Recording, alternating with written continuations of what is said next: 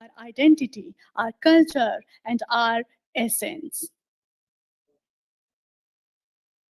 So I would like to call our chairperson of this session, Miss Jancy James. मैं request करूंगी एक बार जोरदार तालियों से मैम हमारे बीच उपस्थित हैं, इनका स्वागत करेंगे, अभिनंदन करेंगे.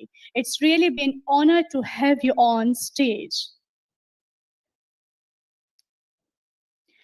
Let's welcome and introduce to our other story readers. We have Manikuntala Bhattacharya. आपका स्वागत है. जोरदार तालियों से सभी प्रतिभागियों का स्वागत करेंगे. Next we have Rajeshwar Singh Raju ji. अगले साथी Nandini Sen ji. Next we have Jofa Gonsalves.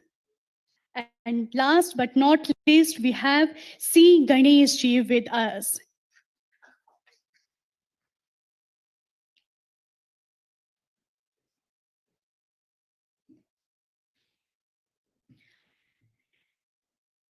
Our chairperson of this session is Jancy James, a former Vice Chancellor of Mahatma Gandhi University and founder Vice Chancellor of Central University of Kerala. Professor Jancy James is an author and critic in English and Malayalam. She is former General Council member of Sahitya Akademi. She is recipient of Commonwealth Post-Doctoral Fellowship, Indo-Canadian Shastri Foundation Faculty Research Fellowship, and several awards, including Anne V. Pillai Award, and she is member English Advisory Board of Sahitya Akademi. Ma'am, we are request you to please come on stage for few words and as an opening ceremony of this wonderful session. Thank you so much.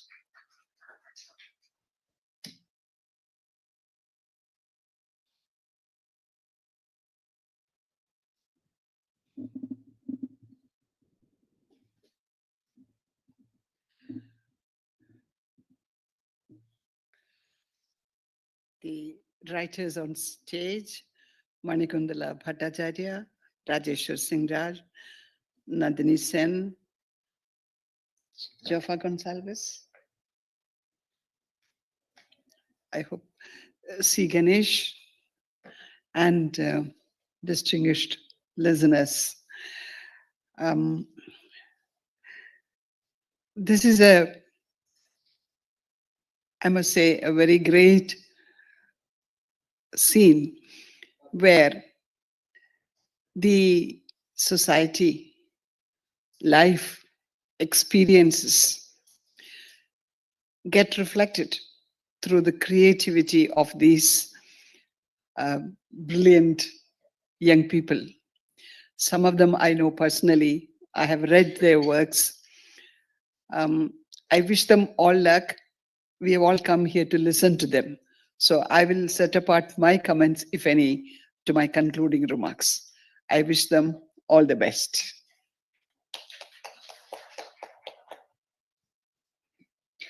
Thank you so much, ma'am. Now, I would like to call our first reader, the dynamic personality, Miss Manikuntala Bhattacharya. A noted Assamese writer, has 49 books, including 24 novels to her credit. Some of her books have been translated into other languages. She is also a script writer for a feature film and TV serials based on her stories.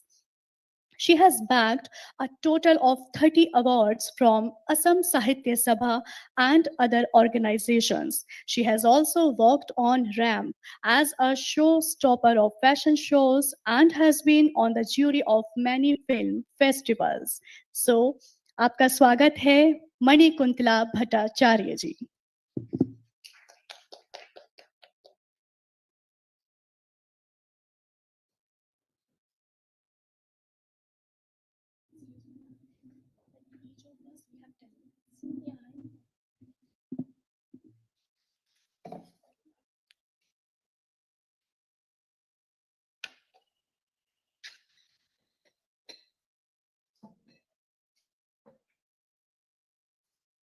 नमस्कार, सभी को नारी दिवस की बधाई है। मैं असम से आई हूँ, हिंदी में अपनी गल्प पढ़ूंगी। तो इस गल्प की जो किरदार है, एक माँ के ऊपर है, माँ के अनुभव, जिसका नाम है राजपुत्र। अनुवाद क्या है किशोर कुमार जैन। जैकेट की जेब में हाथ डालकर उसने रास्ता पार किया। गेट पर माँ इंतजार कर रही थी। पिछली रात बिना सोए, बिना एक घूंट पानी पिए चिंतित एक औरत जिस तरह की दिखाई देती है, उससे कहीं ज्यादा थकी हुई दिखाई दे रही थी वो। आंखें नीचे किए वो गेट की तरफ बढ़ा। वो घर की तरफ आगे बढ़ा। कदम आगे नहीं बढ़ रहे थे, आंखें ऊपर नहीं उठ रही थी। 2 हाथ की दूरी पर माँ रुकी हुई थी। स्कूल की परीक्षा में कोरी बही जमा देकर आया था ऐसे ही। कभी भी किसी कक्षा में दूसरा स्थान ना पाने वाला लड़का था वो। उसकी माँ की उस पर गहरी आस्था थी। उसने उत्तर पुस्तिका कोरी छोड़ दी थी। लिखने के समय सारे जवाब याद रहने के बावजूद गड़बड़ा गया था। अर्थहीन जैसा लग रहा था। वो पहली बार सरस की सिगरेट पीकर घर लौटा है। वो ससुर के घर से अपमानित होकर घर लौटा है। 2 घंटे की वह पिताजी की समाधि के पास रुककर बरसात में भीगते भीगते लौटा है। वह माँ की खून की जांच का कागज जेब में लिए लौटा है। चिकित्सक ने एक ही बात कही थी, जितने दिन है घर ही रहे, लास्ट डेज। आ गए? माँ ने पूछा। उसने सिर उठाया। गेट माँ ने ही खोला था। बरामदे में रुकी हुई नौकरानी हवा की तरह उड़ते हुए घर के भीतर चली गई। वह बरामदे में ही बैठ गया। जूते मोजे खोले, कमीज खोली, बनियान खोली। माँ रुकी हुई थी। आंखें लड़के के शरीर पर घूमने लगी। सारी रात पुलिस ने ऐसे थोड़ा थोड़े ही बैठा रखा होगा। जरूर मारपीट की होगी, जलती सिगरेट से दागा होगा। माँ ने अधीर होकर पूछा, उन लोगों ने क्या क्या नहीं किया होगा? किसी ने कुछ नहीं किया। 2-3 सवाल पूछकर बिठा दिया। लॉकअप में? हाँ। उसने सिर हिलाया। उसने घड़ी खोल ली। अब अपनी कमर से पेटी खोल रहा था। यहाँ क्यों खोल रहे हो? बाथरूम में जाओ। ये सब ज्यादा गंदे हो गए हैं माँ। फिर भी मान लो शमशान से आया हूँ। माँ सिहर उठी। 2 दिन बाद ऐसे ही आएगा बेटा शमशान से। लेकिन किसे आकर कहेगा, अंगारा अंगारे लेकर आओ, हाथ पांव सेक लो। कौन लाकर देगा आंगन में उसे नहाने का पानी? उसकी आंखें सरोवर की तरह भर आई थी।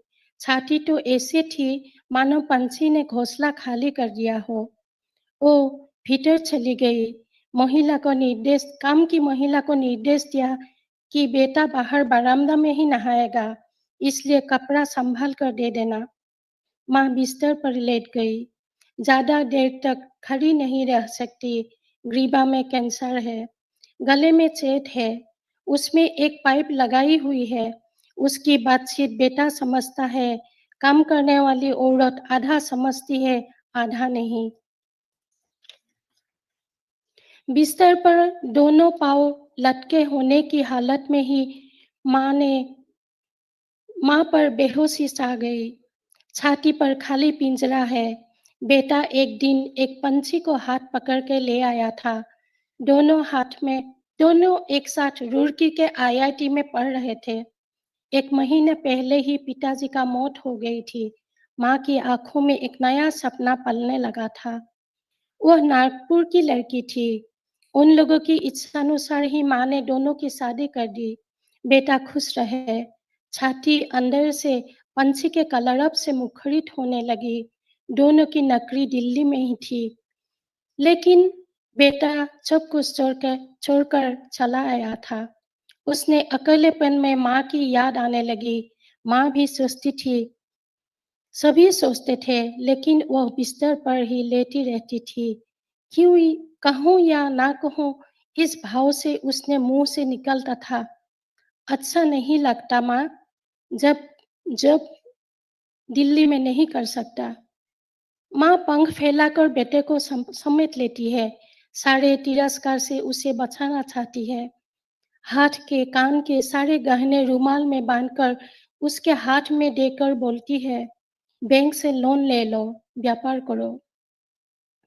ओह माँ की चेहरे की तरफ टकटकी लगाए देखता है, ढूंढलाता जा रहा है माँ की शरीर। 60 के 2 लोग अभी भी इस शहर में हैं, भांग की अड्डा अभी भी चल रहा है, वो वहाँ शामिल हो गया था। पंछी उड़ता हुआ आता है, उड़ते हुए चला जाता है, छोड़कर चला जाता है कागज का एक टुकड़ा। थरथराते हाथों से वह उसे उठाती है, समझती है सब समझती है। वो तो उसकी माँ नहीं है जो सब कुछ सहन कर लेगी। हाथ में हुक्का लिए बेटा दरवाजा के पास रुकना चाहता है। घर में हुक्के का चलन नहीं था। उसका पिता स्टेट बैंक का कर्मचारी था, नरम स्वभाव का आदमी था वो। बेटे के ऊपर जितना शासन करना होता था, उतना उसकी माँ कर लेती थी। खुरदरी आवाज से बोलते ही शांत हो जाने वाला बेटा था उसका। बहुत मेधावी लड़का था वो। उसके हाथ में अनवरत एक किताब रहती थी। वो बेटा डिप्रेशन का शिकार हो गया। महिला की बेहोशी टूट फूट कर चूरमार हो गई। जीवन मानो कांच का एक एक्वेरियम है, पक्के आंगन गिर जाता है और चकनाचूर हो जाता है। सुनहली रूपहली मछलियां फड़फड़ाते हुए छटपटाती है, वो फड़फड़ाती है, उठकर बैठ जाती है। नहीं नहीं, प्रबल इच्छाएं अकर्मण्य हो गई है। कितना भी क्यों न कहे, अपनी प्रबल इच्छा शक्ति की बातें संतान के सामने सभी अर्थहीन हो जाती है। संतान के सामने पराक्रम के सारे हथियार समर्पित हो जाते हैं। बिस्तर पर लेटे लेटे ही सुनाई दे रहा है उसे, बेटा शरीर पर पानी डाल रहा है। कानूनी प्रक्रिया से विवाह विच्छेद होने के पहले वो पत्नी के पास गया था। शायद उसके पैर भी पकड़े होंगे। इसी तरह एक दिन सुबह रेल से लौटकर बाहर बरामदा में ही नहाया था, गंदा होने की बात कहकर। बाद में चाय रोटी चबाते हुए कहा था, उसने पढ़ाई जरूर की है माँ, लेकिन बहुत सी बातें उसने सीखी नहीं। क्यों, क्या हुआ? लात मार दी है मुझे। आदमी आदमी को कैसे मार सकता है वाला? मुंह से कहना ही काफी नहीं होता है क्या? माँ की छाती पर उस लात लग गई। अपने आप को संभाल नहीं पाई और चित्कार कर उठी। परिवार को बचाने के लिए क्या कुछ नहीं किया। बेट ओझा, झाड़ फूक, ताबीज मादल, पूजा पाठ सब की थी। पल मात्र में उन्हें दूर कर वो बोल पड़ी थी, छोड़ दे उसे। क्या? सभी माँ राजपुत्र की तरह अपने बेटे को पालती है, चाहती है कि उसका बेटा राजा की तरह पराक्रमी बने, चाहती है कि चक्रवर्ती की तरह राजा का सभी आदर सत्कार करे। लेकिन अदालत से लौटने के बाद उसने उससे कहा था, वो जैसे भी थी क्यों न थी माँ, फ्री कर दिया उसे, अब आगे बढ़े, अपना सपना पूरा करे। माँ चुप रह गया, सोचता रहा, और मेरा सपना, तेरा सपना? माँ से बेटे का चेहरा देखा नहीं जा रहा था।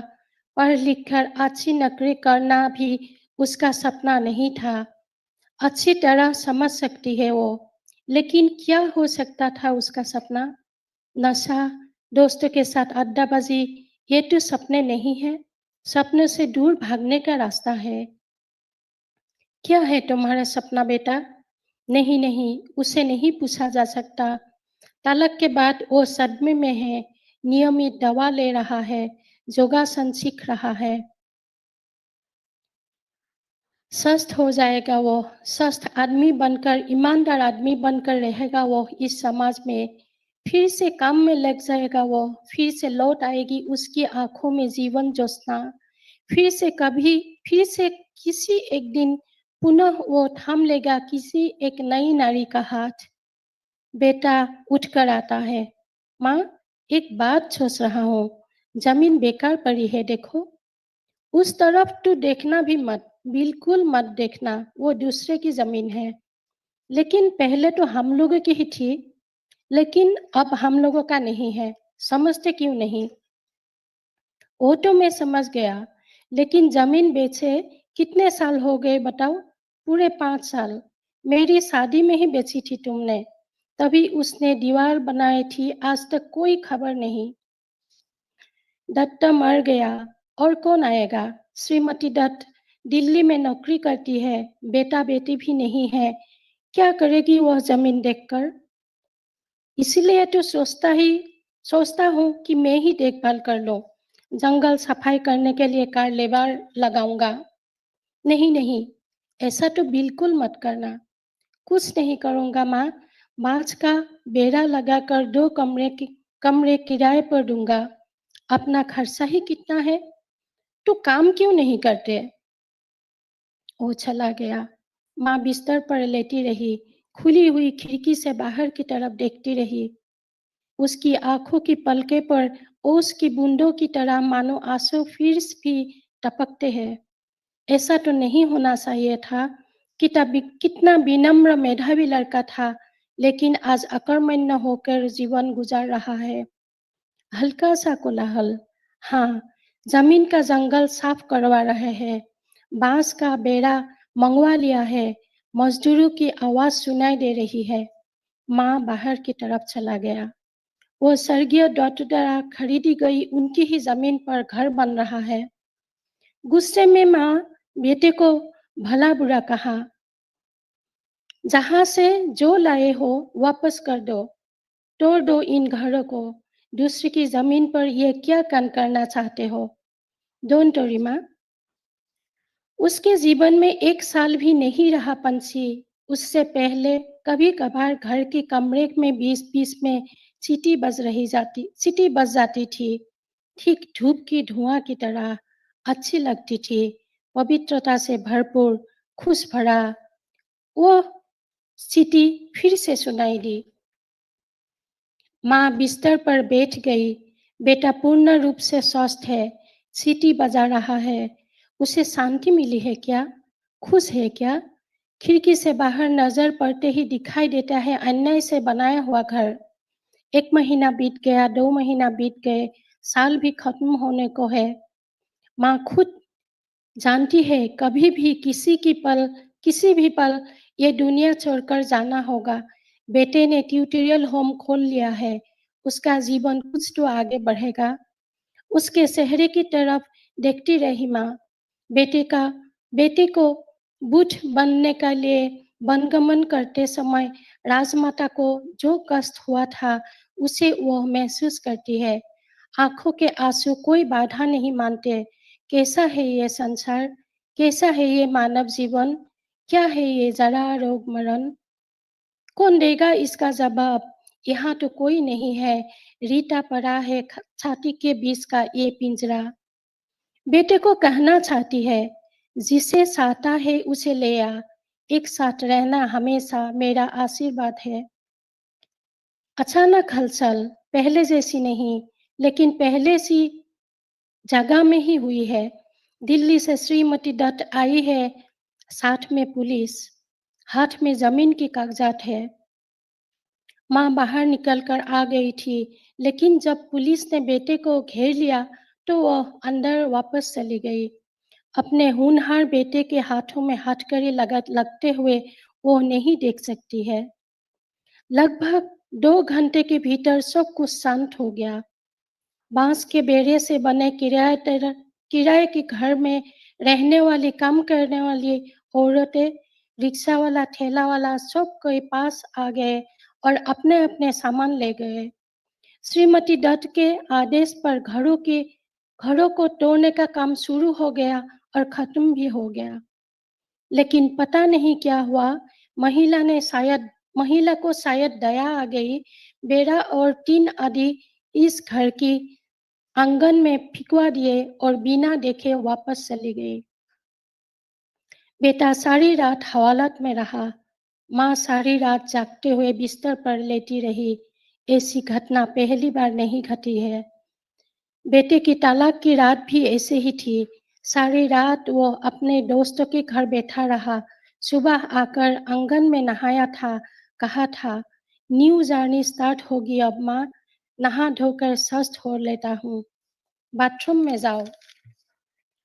ऐसा समझ लो ना कि मैं शमशान से आया हूँ, एक समधी मर गया। ये बात उस दिन भी कही थी, आज फिर से कह रहा है। वो नहा नहा रहा है, उसे वो आवाज बिस्तर पर से ही सुनाई दे रही थी। शरीर पर टॉवेल लपेटकर वो माँ की कमरे के दरवाजे के पास खड़ा हो गया। पर्दे की इस तरफ से कहने लगा, और कोई झमेला नहीं है माँ, कोर्ट में हाजिर होते ही केस विड्रॉ हो जाएगा, तुम्हारे लिए ही करेगी। अब चिंता मत करती रहना, तुम अच्छी तरह से रहो। मैं ट्यूशन के लिए जा रहा हूँ, कल छूट गई। सैटरडे को छूटने से संडे बहुत तकलीफ होती है। लंच करने आऊँगा तुम्हारे साथ। कुछ समय बाद वो चला गया। अच्छा हो या बुरा, आदमी अनेकों काम करता है, क्या उससे सबक लेता है? जिंदा हूँ या नहीं, खुद ना समझ पाने वाली माँ यही सोचती रही, केवल उसका बेटा हमेशा राजपुत्र बना रहे। धन्यवाद।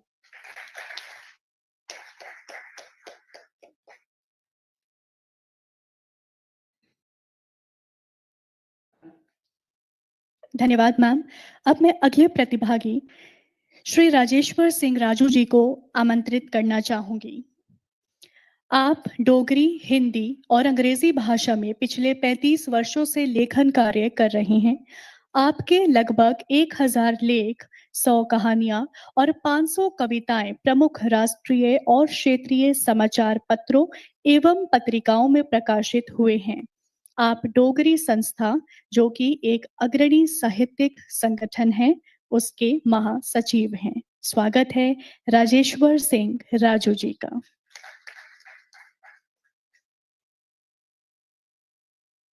बहुत बहुत शुक्रिया अंशु अग्रवाल जी। मैं साहित्य अकादमी का तहे दिल से शुक्रगुजार हूँ इस अवसर के लिए। डोगरी कहानी है, उसका हिंदी शीर्षक है और उसने कान बंद कर लिए।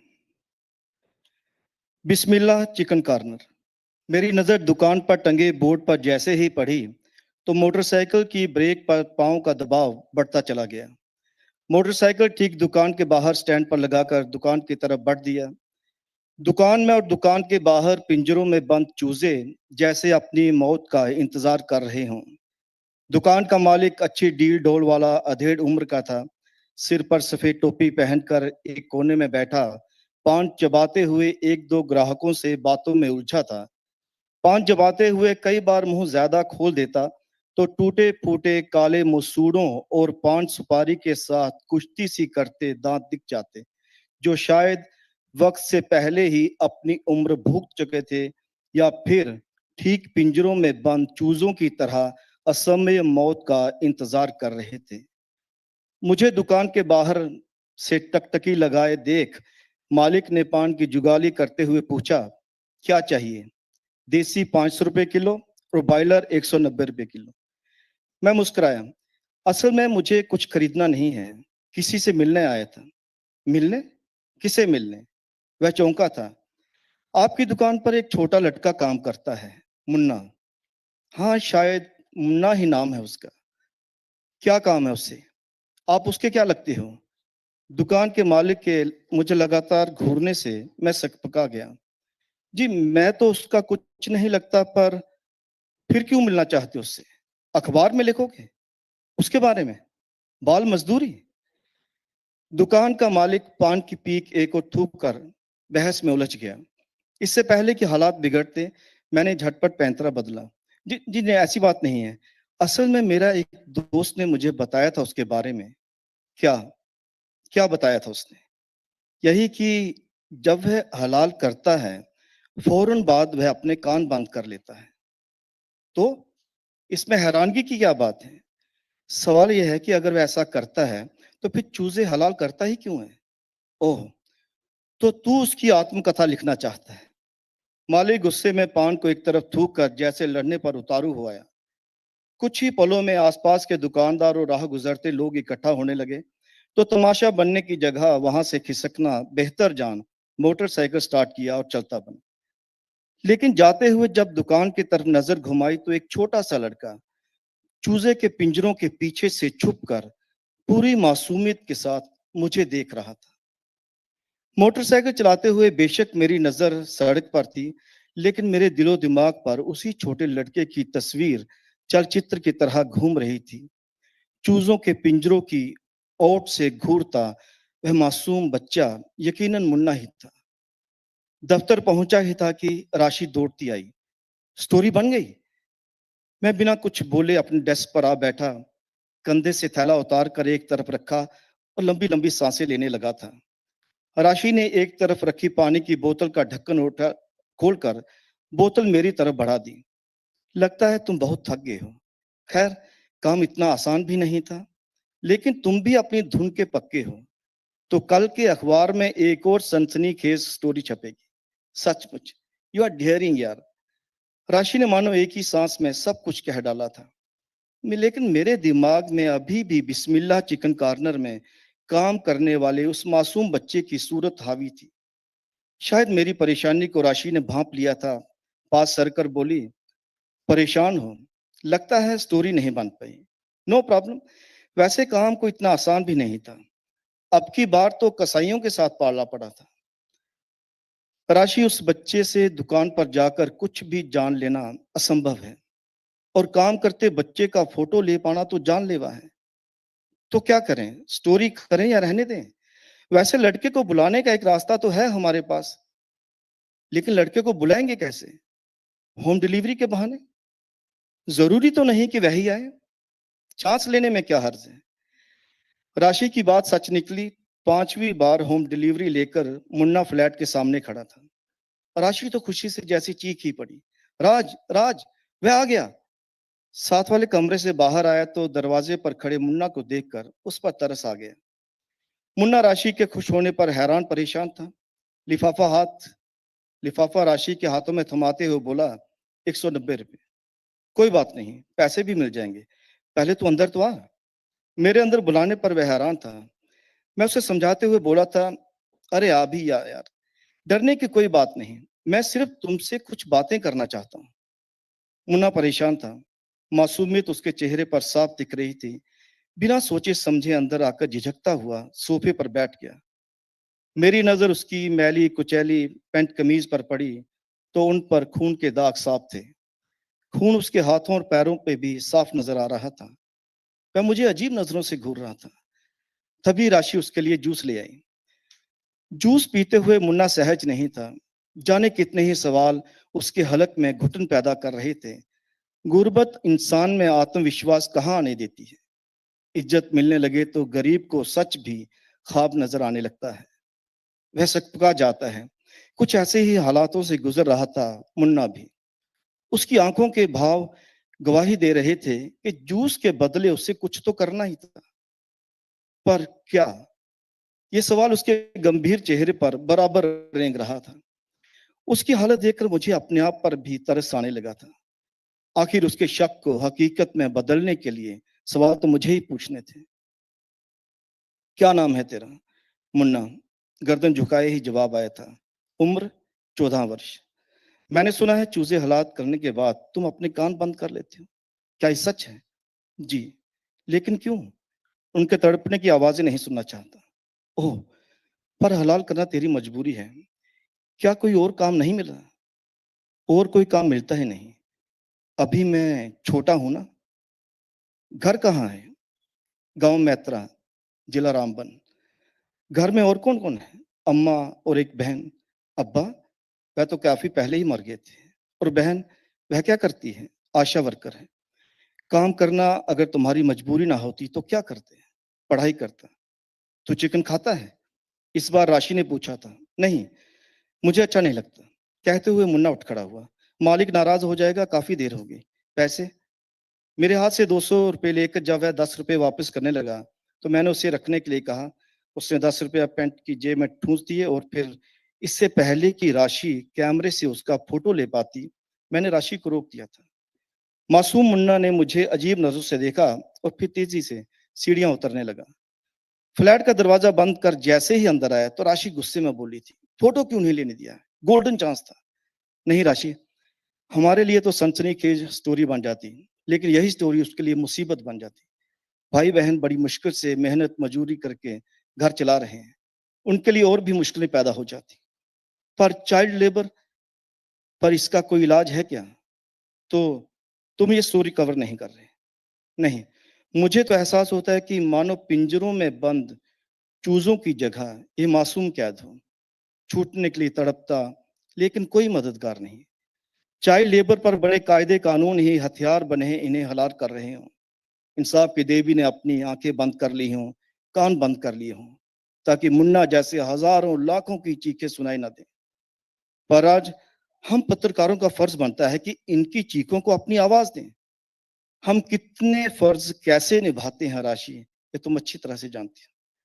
मेरी तो समझ में कुछ नहीं आ रहा। कल रविवार है, पेपर में कुछ तो रोचक सनसनीखेज देना है ना, इसी से पुलिस जागेगी। समय सेवी सामाजिक संस्थाएं आगे आकर इस मासूम का सहारा बनेंगी।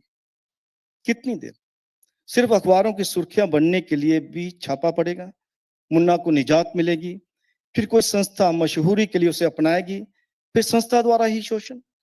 पिछले दिनों बाल कल्याण संस्था के हॉस्टल में छात्राओं के साथ यौन शोषण का खुलासा भी तो हमने ही किया था ना, फिर उसका क्या हुआ? राज, हमें अपने कर्तव्य निभाने पर ध्यान देना चाहिए। ओके, अगर तुम मेरी मदद नहीं करोगे तो मैं अकेले ही ये स्टोरी कवर कर लूंगी। राशि फ्लैट से बाहर आती बोली थी, चल रहे हैं ऑफिस? मैं चुपचाप उसके साथ फ्लैट से बाहर आ गया था। अगले दिन राशि ने खुद ही रिपोर्ट बनाकर छाप दी। लाजवाब रिपोर्टिंग पर लगातार फोन आने लगे थे। राशि बहुत खुश थी, बार बार मुझे देखकर मुस्कुराती और फोन सुनने लगती। मेरे मन में कई किस्म के विचार ज्वार भाटा बने उमड़ पड़े। हम हकीकत बयान करने वाले भी कितने खुदगर्ज होते हैं। जब मैंने और राशि ने शराब पर रिपोर्टिंग की थी, उस रात देर तक, बल्कि सुबह तक खुद उसका जश्न मनाते हुए पीते रहे थे। सिगरेट पीने से होने वाले नुकसानों से जनता जनार्दन को अपने लेखों से आगाह करने में ही न जाने कितने सिगरेट फूंक चुके हैं। भारतीय आदर्शवाद का गुणगान करना फर्ज बन गया है और भारतीय पौराणिक रीति रिवाजों को प्रमुखता से उठाते हुए समाज में तेजी से लिविंग रिलेशनशिप के फैलते जहर को कठोर शब्दों में लताड़ने के बावजूद मैं और राशि बिना शादी किए एक ही फ्लैट में, एक ही कमरे में और एक ही बेड पर पिछले 2 सालों से इकट्ठे रह रहे हैं। आज रविवार था, छुट्टी भी थी। 12 बजने को थे कि किसी ने फ्लैट की घंटी बजाई। ब्रेकफास्ट करते करते राशि उठी, दरवाजा खोला तो सामने मुन्ना था, परेशान, उदास आंखों में आंसू लिए वह सुबक रहा था। आपने अखबार में मेरे ऊपर लिखा, मालिक ने दुकान से निकाल दिया। क्यों लिखा मेरे ऊपर? क्यों खेले आप मेरी रोजी रोटी के साथ? कहाँ जाऊं मैं, कहाँ जाऊं अब? राशि के चेहरे के भाव एकदम से बदले थे और उसने दरवाजा बंद कर दिया। वह घंटी बजाता रहा। राशि फिर से डाइनिंग टेबल पर आकर बैठी। कल तक मुन्ना को बड़े आदर सम्मान अंदर बिठाकर जूस पिलाने वाली राशि और आज की राशि में जमीन आसमान का फर्क था। उसने अपने कान बंद कर लिए। मुझे ऐसे प्रतीत हुआ मानो राशि उस मासूम मुन्ना की जगह हो और वह मासूम पिंजरों में बंद चूजों की जगह, दोनों अपना अपना काम करने को मजबूर और इस कारण उठ रही आत्मगिलानी की चीखों को सुनने से बचने के लिए दोनों ने कान बंद कर लिए थे। घंटी काफी देर तक बजती रही। फिर कुछ देर बाद घंटी बजना बंद हो गई, जैसे ड्रम में पड़ा चूजा तड़पने के बाद शांत हो जाया करता है। शुक्रिया।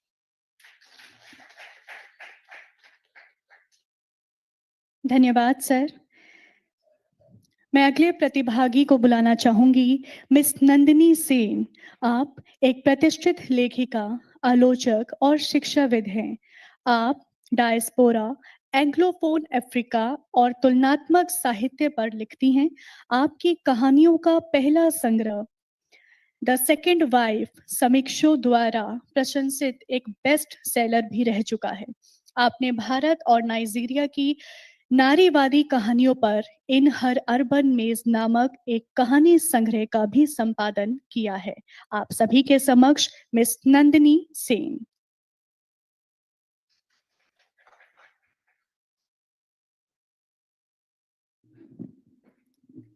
Thank you. Thank you so much, Anshuji, for that lovely introduction. And I'm eternally grateful to Sahitya Academy for this honor that I'm here today amidst all of you. Thank you to my panelists, the chairperson. I will read out a story, the title story from this volume, and it's called The Second Wife. I write in English, and the story is also, so I read in English. The procession wound its way through the narrow lanes of Kolkata as the sounds of Vande Mataram rent the air. A woman quietly stepped onto the terrace. She stood at the railing to take in the sight. From her aristocratic bearing, she looked every bit the mistress of the house. But her actions were guarded and she took every precaution to not be seen. The sari's anchal was pulled forward, veiling her face from the world. As she stared at the procession, her eyes welled up with unshed tears. Unbeknownst even to her, her anchal slipped back, revealing her incredibly beautiful face. She hastened to cover her face again. Then slowly she walked across the terrace, went down the stairs, and slipped out of the house. Kusumbala's daughters were named after flowers, Champa and Bela. Champarani was as fair as the eponymous Champaphul, with a face that resembled goddess Durga. Bela was darker than her sister, and her chiseled face shone with a unique glow. Her hair cascaded down to her waist. The firmness of her body and her dark, evocative eyes bestowed a touch of sensuality upon her. Champa was the quieter one. She would sit in a corner playing with her earthen dolls. Bela had no time for such things. Instead, she would roam the village, climbing trees, plucking fruits, and fishing in the pond. She was the undisputed leader of a gang of boys who treated her like one of their own. Together, they raided every fruit laden tree and stealthily fished in the neighborhood ponds. Every single day, someone or the other would turn up at home to complain about Bela and her waywardness. Who on earth will marry a girl like this? The neighborhood women grumbled. After Champa's birth, Kusum lost two precious male children during childbirth. When Bela was born, Kusum was sure she too would follow her brothers in death, so she chose to be indifferent to the infant. But Bela, she was determined to live. She cried lustily till her mother was forced to feed her. When Bela was barely 3 months old, tragedy struck yet again. Her father died of a heart attack. While Kusum was widowed at a very young age, the elders in the family pinned the blame on Bela, calling her inauspicious. First, she had eaten her brothers, and now her father. Unaware of all the evil deeds she had supposedly committed, Bela continued to grow like a bamboo reed watered by the rains. Everything about her was earthy and solid. She was exceptionally good in studies as well, but of what use would that be to her, wondered Kusum. Soon Bela would be pulled out of the Pathshala and married off. Although Kusum never admitted it, she loved Bela deeply. She was certain her younger daughter had been cut out for much bigger things in life. Oh, why did God make her a woman? A woman's life begins and ends in the kitchen, she thought. And at this thought, a tear would roll down her eyes unbidden. Yet, the next morning, she would complain loudly to her gods for having cursed her with the changeling of a child. Champa's beauty was the talk of Kolkata, and Kusum was flooded with marriage proposals for her elder daughter. The decision wasn't hers to make. Champa's uncles fixed the marriage, and soon the 12-year-old bid a tearful goodbye to all her childhood moorings and became the daughter-in-law of the Datta household of Kolkata. At one point of time, the Dattas had been a well-to-do family. Now what remained was a sprawling, ungainly mansion in desperate need of repairs and a good name in the society, which was deemed even more important than preserving their dwindling fortunes. Clad in a red Banarasi sari and a veil during the ceremony, Champa had barely had a glimpse of her husband. She met him much later at their Pulshodja when the young bride sat on the flower-bedecked bed as her husband joined her. He was tall, taller than any man she had ever seen, Champa's heart went cold with unknown fear. Ratan was a strapping youth of 20 who worked as a landowner's scribe. His passion was football. Like Champa, he too was confused about what he was required to do with this new addition in his life. He understood he had to be dominating because his friends had warned him against being kind to women. It's a game of one-upmanship. Right at the outset, you must show her who's the boss. They had insisted. At home, Ratan had learnt no better. Without saying anything to the bride, he lay on the bed, stretched out his legs, and asked her to press them. Later that night, he woke up to find her fast asleep, her head on his feet. His slight movement woke her up, and she started pressing his legs yet again. Ratan drifted back to sleep, a contented man. This girl would do his bidding without asking questions. He did not have much experience with women, but her servility pleased him no end. Over the next 5 years, they became parents to two girls. With every birth, an increasingly enraged Ratan heaped curses on Champa for her inability to give him a male heir. After every childbirth, Champa grew thinner and weaker, till finally, at the tender age of 17, she breathed her last. Meanwhile, Bela outgrew her frocks and started to wear saris. On reaching puberty, she was forced to discontinue school. No longer did she have a free run of the neighborhood with the boys. Now she found solace in the books that she read. Kusum knew it was inauspicious for a girl to read, but she was loath to deny her daughter these little pleasures, knowing the tough times would follow once she got married. Both Kusum and Bela had longed to see Champa, but the Datta household being patriarchal to the hilt, Champa had not been allowed to visit her parental home. And then came the shocking news of Champa's death.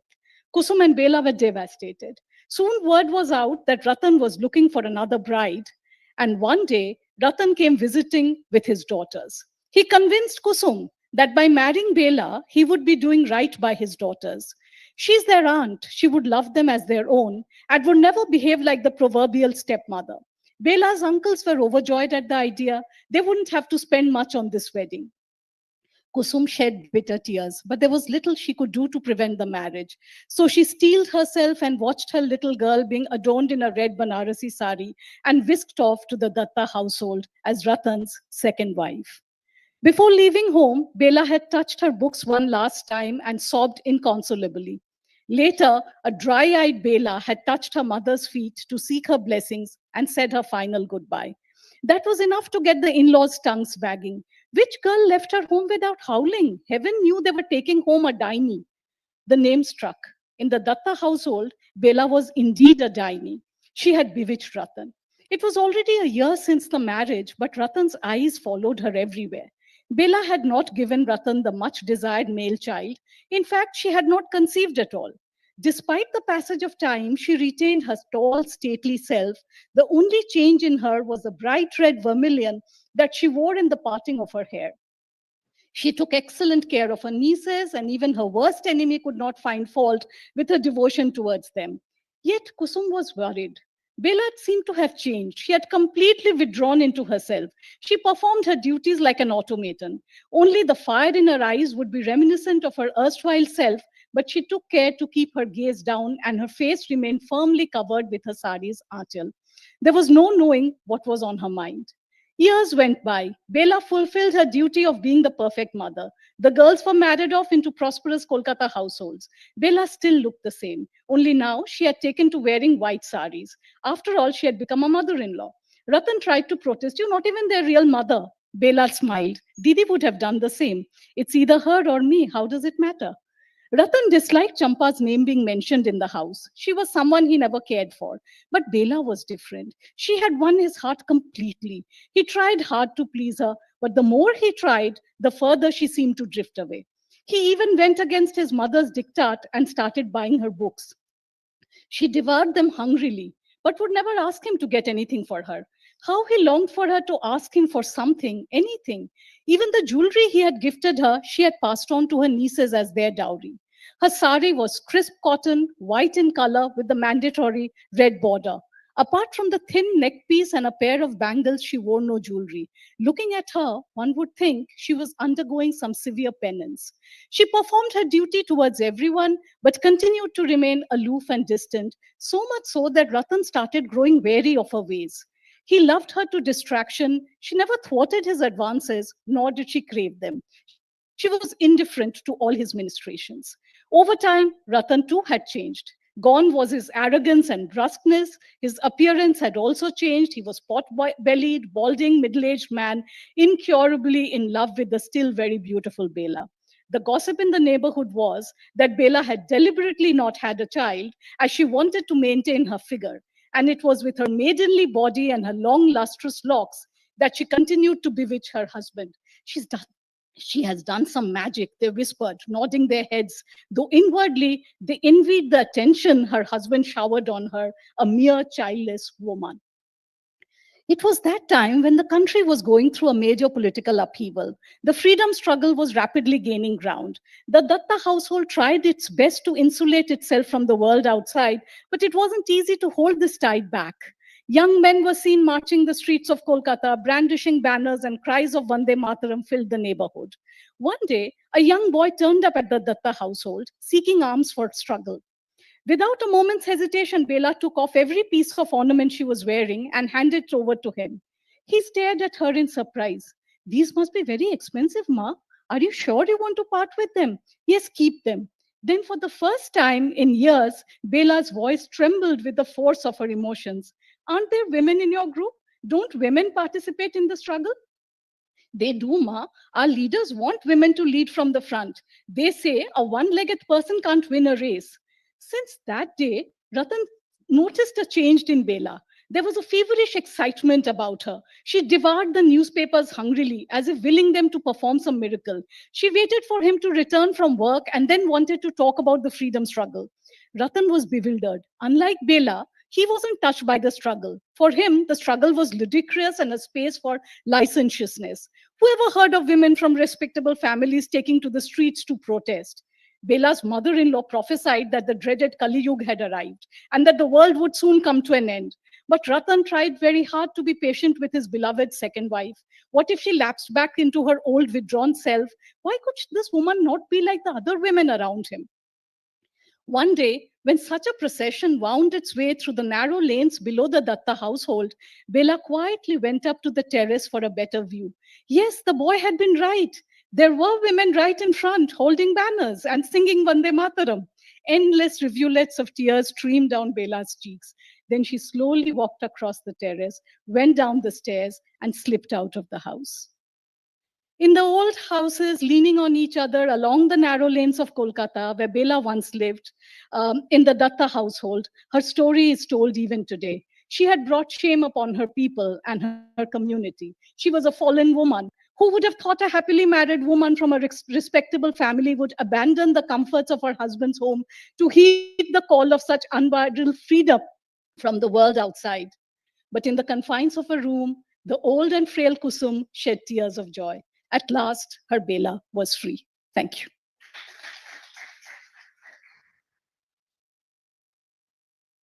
Thank you so much, ma'am. Next, we have with us C. Ganesh ji.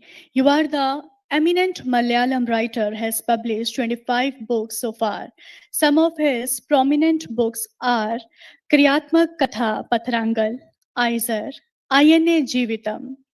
He has also published a collection of stories in English and a member of the Authors Guild of India. He is currently working as assistant professor in the creative writing department at Malayalam University, Tirur, Kerala. Please welcome, I present before you Mr. C. Ganesh.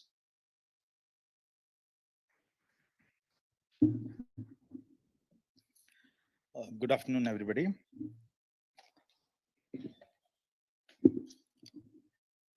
My story titled JCB Girl has been published in a leading Malayalam magazine, Bhasha Poshini. And this story talks about a tribal girl who wants to drive a JCB. The story has two parts. Part one. She did not say that she wanted to be a JCB driver when my teacher asked in the classroom what she wanted to be when she grows up. Instead, she said that she wanted to be a doctor who treats the poor in her community. It got a big round of applause from the class.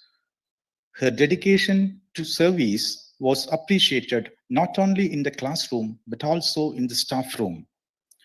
To just get a taste of my language, I will read just one paragraph in Malayalam. വലുതായാൽ ആരാവണമെന്ന Mercy ടീച്ചറുടെ class മുറിയിലെ ചോദ്യത്തിന് JCB driver ആവണമെന്ന ആഗ്രഹം അവൾ പറഞ്ഞില്ല. പകരം തന്റെ സമുദായത്തിലെ പാവങ്ങളെ ചികിത്സിക്കുന്ന ഡോക്ടർ ആവണം എന്നാണ് പറഞ്ഞത്. അതിന് ക്ലാസ്സിൽ വലിയ കയ്യടി കിട്ടി. അവളുടെ സേവന മനോഭാവം ക്ലാസ്സിൽ മാത്രമല്ല സ്റ്റാഫ് റൂമിലും പ്രശംസിക്കപ്പെട്ടു. It was a bad day. After saying this, Mercy teacher, she stared at everyone just like being nauseous due to indigestion. Everybody looked at her in wonder. Not even talking with anyone, she climbed down the hill and played for some time, throwing stones into the Bhavani river. She could only see the JCB tires in the ripples blooming in the water. She came back home as the darkness fell. She would have mumbled 1,000 times, I want to drive a JCB, drive a JCB. An old leaf fell on her cheeks from the forest. Small frogs that were hiding in the long alleyway to her home looked at her. She was the stone idol of Malayarachatan, god of hills. She only had one thing to say to everyone, I don't want to be a doctor. I just want to drive a JCB. But did she say that to anyone? No, not even to a single soul. She went wrong at thinking that it would end as a high school question. Later, people started talking about her answer everywhere. At the inauguration of the camp of talented students, Headmaster Shanmugan sir said, the children of forest are not what they used to be. They have started dreaming to be doctors and engineers. For example, as he uttered her name, the people gathered there stared at her. Mercy teacher had written that speech for Shanmugan sir. Kandaswamy, a member of Tamil Makkal Kakshi, predicted that there would soon be a doctor from the tribal village at the Gram Sabha meeting. Raju, who used to give household articles for very less prices and collect interest, congratulated her but gave a backhanded compliment and said, you need to pass 10th standard first. Still, I'm going to be a doctor. She had somehow clarified to Raju. Raju took the news to all the other villagers. Who? Our Teni. She wants to go to college to become a doctor. Will she able to do that? Medical college in Palakkad is so far, but we don't know if she will be able to do that. Who will look after her granny Kuttipanu then? The youngsters of village also brought up this topic in their discussion. Mercy teacher got transferred even before she was in 10th standard. It is only a rumor that nobody fails the 10th class exams. She did. She failed in the exams. After some days, Kuttipanu's death was sudden and it was hard. She was off to work. As she realized that there was no choice but go for work early in the morning, she gave Kuttipanu a bath, dried her with the towel, and took porridge with her. When she came home at night after work, Kuttipanu was lying lifeless with both his hands raised. To lower the arms, the bone had to be broken. He wasn't taken to the hospital. 1 week before the death of Kuttipanu, called Teni to her and asked, where are you to be? Where are you to me? She didn't give much care to it, as it was her habit of asking these crazy questions. She just smiled at her while cleaning the floor. As she kept the broomstick and cleaning clothes in the basket, and came back, Kuttipanu asked again, "Who are you to me?" "Granny, do you have a doubt?" she asked mischievously. She actually meant to ask, "Who am I to you?" but got mixed up. Now she was Kuttipanu's granny. Still, Kuttipanu was lying with her eyes wide. After a while, staring at the concrete piece that were about to come off from the roof of the room, Kuttipanu asked, "Patch the roof of our hut with palm leaves. If not, it's sickness for you, the village, and me." "Granny, I will do that. We will patch the roof of your head and palm leaves." "Then use millets as well." "Where?" "Here." "Where?" "Here in this hut." "Inside the hut?" "Ha." Engrossed in a distant memory, Kuttipanu sang to the beat.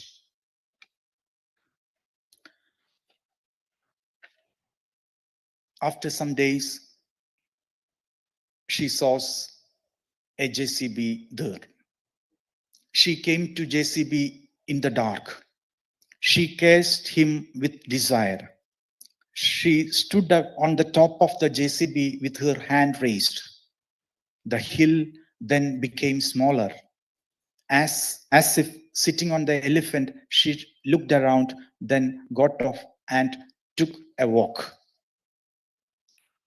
To drive a JCB, the key should be inserted. Where is the key? Rangaraju helped her to drive the JCB. As she was running back from Rangaraju's shop, she was it from a distance. He was standing there with the yellow trunk under the same tree. She jumped into the seat of the JCB. Just like the tribal ancestral method of taming a wild elephant by plucking the hair from its forehead, she made the wild elephant jump. A wonder, it started with a growl. She started trembling, sitting on her seat. With a crunching sound, the village was scooped up and turned over. People ran out of the hut screaming. They saw her smiling on top of yellow wild elephant. All of it was scooped up in the next hour. The elder and his people came running. The attempt to stone her failed. She stopped the machine when the last shack sank into the ground. They tied her with a rope and took her away.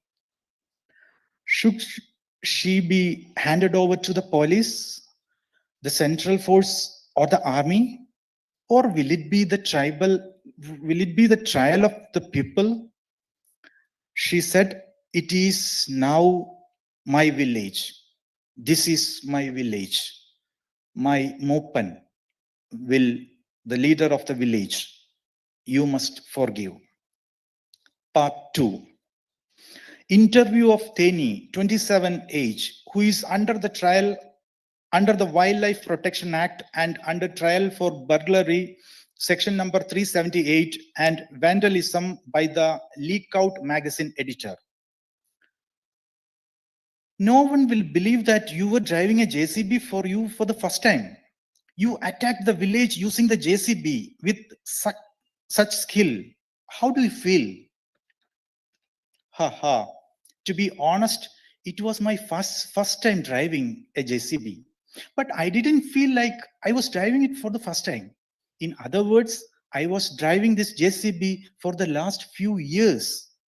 Then it was not correct to say I attacked with the JCB. I didn't attack anyone.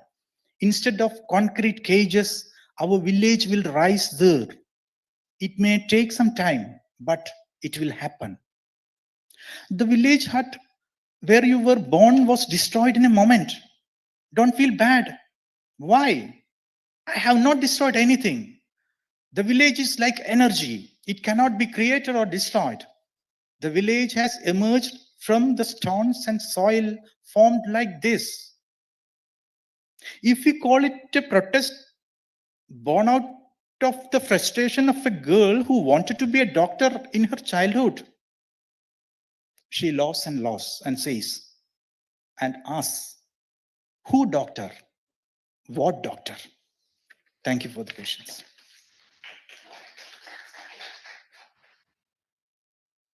Thank you so much, sir.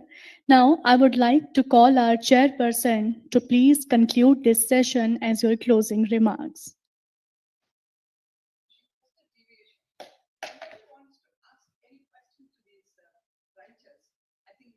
Yeah, sure, sure. Come all the way to bring out their story.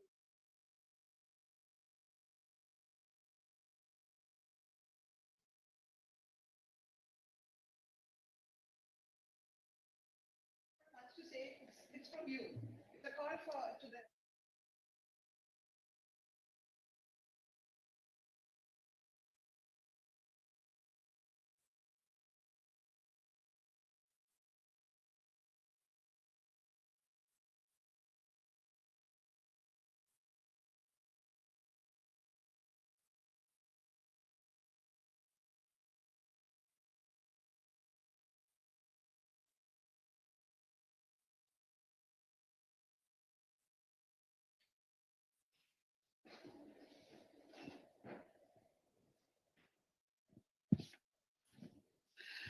Well, there's a brilliant panel of writers and equally talented audience. I suppose the silence from the audience side is because you're mesmerized by the storytelling.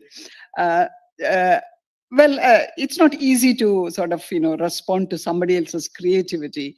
Um, you just accept it and then you think over that. Well, personally speaking, I'm a passionate reader of short story as a genre. And I think the genre is going into unprecedented, horizons of creativity.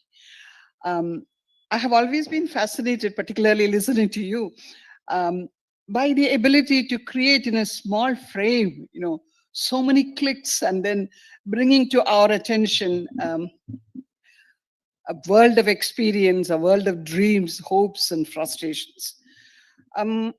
These four writers, as you know, these stories that they have narrated to us, they are already published stories. They occur in collections, and Manikuntala Bhattacharjya's story has already figured in the collection How I Wish. And Kodal is the collection of the Dodri collection by Mr. Rajeshwar. And Nandini Sen, probably very well known to the Delhi audience, and a prolific writer, I must say. And Ganesh has presented to you the experience of a girl who has her dream, and a dream which not everybody can understand. Well, to me, now the National Academy of Letters, Sahitya Akademi, has done this great job of bringing together writers from different languages. Something, very unusual and very important is happening. The language that they represent, the language in which these writers have written, have expressed their creativity, the language also changes as they create. This is a very fantastic, happening when experiences change, the times change, society changes, trends change, the writing also changes, the imagination changes. So along with that, a new language is required. So it's also a great contribution to the language, enriching of the language. It's an updating of the language also that is happening. You find a lot of experimentations in the genre of short story. Of course, in today's reading, probably there is not a very drastic, deviation, but I'm sure it's all in the offing with these writers. I congratulate each one of them for coming to us and, expressing to us their very precious creativity. Um, Frankly speaking, I'm not good in Hindi. I'm not good in Dogri, although I can sense the meanings and the tone. Um, See, Academy promotes all the languages, all the modes of expression in all the identified, scheduled, and unscheduled languages of this nation. Actually, India is happening in this creativity. India is happening in the creative writings of these writers. And perhaps in this post truth world, when everything becomes unreliable, data, facts, politics, even religion, faiths, beliefs, everything becomes unreliable. I think the only thing that we can hold on to is the creativity of writers.